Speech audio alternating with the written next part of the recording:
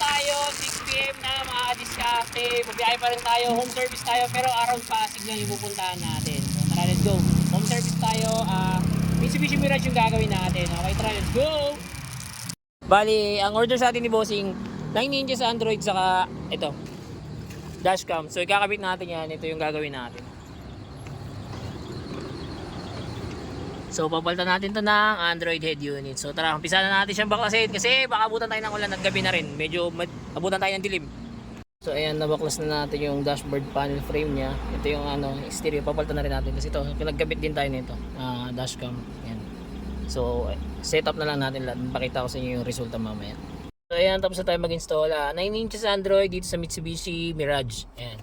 Then ito, pwede ka na mag-Waze, Netflix, YouTube, Google Maps. Meron na rin siyang Spotify. Ayan.